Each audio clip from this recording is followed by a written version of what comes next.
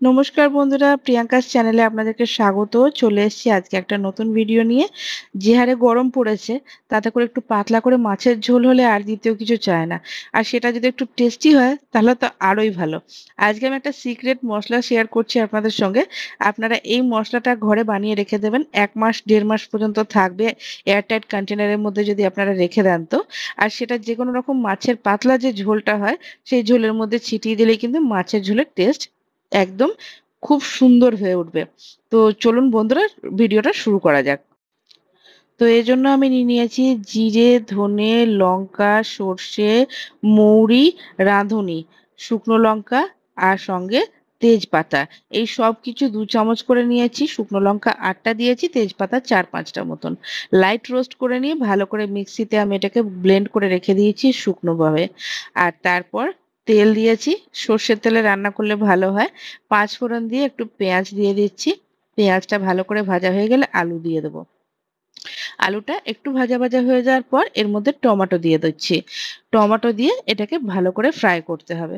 খুব বেশি ফ্রাই না করলেও হবে, কারণ যেহেতু এটা পাতলা ঝোল হবে মাছের, তো এটার মধ্যে মশলা খুবই সামান্য পড়বে।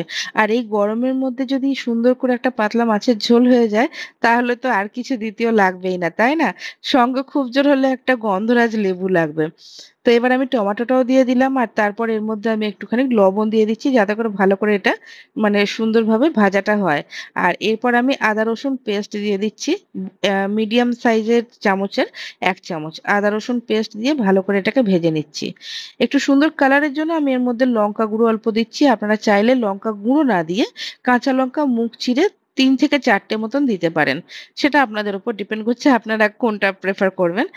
আর সঙ্গে আধখানা বেগুন ছিল, সেটাকে আমি কেটে দিয়ে দিচ্ছি। আপনারা চাইলে পটল, ঝিঙে বা গরমকালের যেসব সবজি হয় যেমন সজনে ডাঁটা, এগুলো আপনারা দিতে পারেন।